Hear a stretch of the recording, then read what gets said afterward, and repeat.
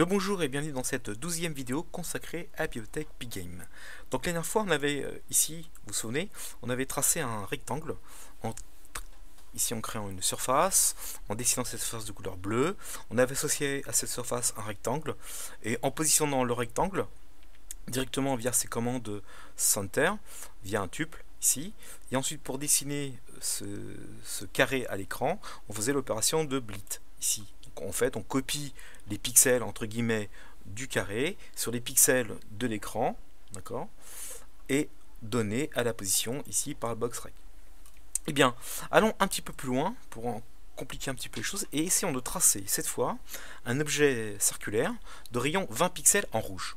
D'accord? Mais comme tout objet, il doit être construit à partir d'une surface. Ben, faisons cette surface. On l'appelle circle, vous comprenez pourquoi, surface. Qu'est-ce qu'on va faire? Eh bien, on va créer cette surface. Donc, pigame.surface. Alors, attention. Je vais essayer de fabriquer un cercle de rayon 20, ce qui vient un diamètre de 40. Donc, mon cercle va être construit à l'intérieur d'un rectangle qu'on appelle la surface. Donc, largeur doit être de 40 pixels, donc le diamètre, et la hauteur de 40 pixels également. Donc, attention aux parenthèses. Voilà. Donc là, j'ai créé ma première surface cercle. Cette surface cercle, je vais la colorier. Alors, je vais la colorier en noir quand on la voit bien. Donc, cercle, surface.fill. Donc là, je ne fais pas, on l'avait déjà fait plusieurs fois. On lui passe le tube de la couleur. Donc, le couleur noir, c'est l'absence de rouge, de vert et de bleu. Donc là, votre rectangle, qui sera ensuite de forme circulaire, pour l'instant est noir. De même, les amis, on va lui associer un rectangle. On l'appelle cercle rec. On lui demande de quoi? Que le cercle rec soit de cercle, surface, point, donne-moi ton rectangle. Donc actuellement, j'ai une surface de couleur noire et j'ai obtenu via le cercle rectangle, le rectangle associé à cette surface. Eh bien, blitons ces surfaces. Donc bliter, c'est en fait copier les pixels de ma figure dans la pixel de l'écran. Donc je fais screen.blit. Qu'est-ce que je blit? Je blit le circle, surface. À quel endroit? Eh bien, à l'endroit contenu par mon rectangle, circle, rect. Donc si je ne me suis pas trompé, si je n'ai pas fait de bêtises en tapant des commandes, des lignes de code, ici je dois avoir un rectangle. Pour l'instant, il n'y a pas de cercle, hein. C'est juste un rectangle, d'accord, de couleur noire à la distance 0, 0, car je n'ai rien stipulé. Regardons ceci. J'ai ici un rectangle en 0, 0 de 40 pixels par 40 pixels. Donc logique, pour l'instant, on a fait exactement ce qu'on avait fait avant. Et bien maintenant, on va dessiner sur ce rectangle. On va dessiner quoi? Eh bien notre cercle. Si vous voulez dessiner un polygone, vous allez dessiner un polygone. Si vous voulez tracer une droite, vous allez faire une droite. Donc ici, on va demander à Pigame de nous donner une fonction draw, dessin. Donc Pigame.draw. Point. Alors qu'est-ce qu'on nous propose? On peut faire plusieurs figures, entre autres le cercle. Donc circle. Donc attention, point. Pigame.draw, .circle. Qu'est-ce qu'il a besoin? Eh bien, il a besoin de... Sur quelle surface allez-vous dessiner? Est-ce que le dessiner sur toute la surface de l'écran, donc sur screen, ou bien sur la surface du cercle? Eh bien sur la surface du cercle, effectivement. Donc là, je lui passe en premier paramètre la surface d'origine, donc sur laquelle vous allez dessiner. Donc circle. Ensuite, vous lui passez dans un tuple la couleur de votre objet cercle. Par exemple, si on veut le mettre en rouge, donc rouge c'est 255, pas de bleu, pas de vert. D'accord? Donc attention, parenthèse, virgule. Qu'est-ce qu'il lui passez ensuite? Il vous lui passez le centre en x, y via un tuple par rapport au 0, mais attention, de la surface dans laquelle est contenu votre cercle. Donc ici, comme on a un rayon de 20 en diamètre de 40, on va positionner le point X central et le point Y central à 20 pixels par rapport au 0 de votre surface d'origine et 20 pixels par rapport au 0 de votre surface d'origine. D'accord? Donc la surface d'origine, la couleur de dessin, le point de votre cercle central, donc le centre, et ensuite vous lui donnez le rayon. Donc le rayon ici c'est 20 pixels. D'accord? Alors, est-ce que j'ai bien mis tout ça qui va bien là? Donc, on va voir. Bon, s'il y a des bêtises, on va essayer de corriger. Donc, résumons, je crée ma première surface, pour l'instant qui est un rectangle de 40 par 40.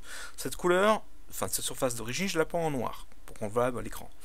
Ensuite, je m'obtiens dans cet objet rectangulaire le rectangle associé à ma surface. Et puis, je viens avec un pinceau, si vous voulez, colorier dans ce rectangle noir, mettre de la couleur rouge, qui est une forme circulaire, qui soit en rouge, donc, de 5500, avec un rayon de 20, ici, et au centre, par rapport au 0, donc de 20 pixels à gauche et 20 pixels descendant. Donc là, les amis, je dois avoir un cercle rouge dans un fond noir. Regardons ceci. J'ai bien ici un cercle rouge dans un fond noir. Voilà, je viens de faire mon premier objet circulaire. Le souci, c'est est-ce qu'on peut le déplacer? Évidemment, il suffit maintenant de changer les coordonnées de votre cercle. Voilà, tiens, on va changer un petit peu. On va montrer d'autres fonctionnements. On peut également changer que le X sans changer le Y. Donc je peux stipuler la position X sans changer le Y. Comment? Eh bien, en stipulant, par exemple, le côté droit ou gauche de mon carré surface. Par exemple, si je fais circle rect point, si je fais par exemple right égale 100 pixels, je vais positionner mon côté droit de mon rectangle qui contient mon cercle à 100 pixels. Regardez bien. Mais c'est une bonne façon de déplacer les objets. On peut stipuler right, left, top, si je me souviens bien, et bottom vers le bas. On va vérifier tout de suite là. Je fais ça de mémoire. Attendez. Si par exemple je mets ici top, je vais changer le Y du haut. D'accord? Je vais changer le Y du haut sans changer les autres paramètres. Donc regardez bien. Donc là je mets top à 100. Je dois faire descendre mon objet de 100 pixels sans changer le X. Vous voyez, je suis descendu de 100 pixels sans changer le X. Bien sûr, vous pouvez combiner top, left, right, etc., etc. Donc si je mets left, je vais positionner le côté gauche de mon rectangle à 100 pixels et le tout, bien sûr, va suivre. Regardez bien, sans changer les autres paramètres. Voilà, donc j'ai déplacé ici ce côté-là, il est à 100 par rapport à 0. Donc vous voyez, c'est une autre façon de déplacer mes objets.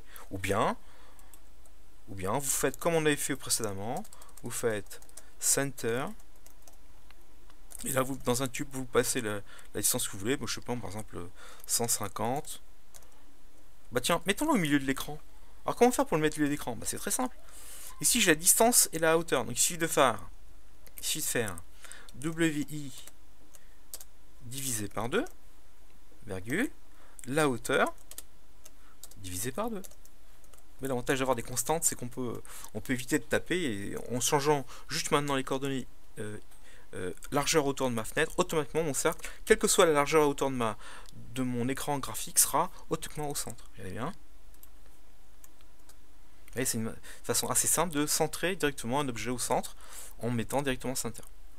Bien, bah, c'est pas mal ça. Sauf que, pardon, regardons bien ce qu'on a.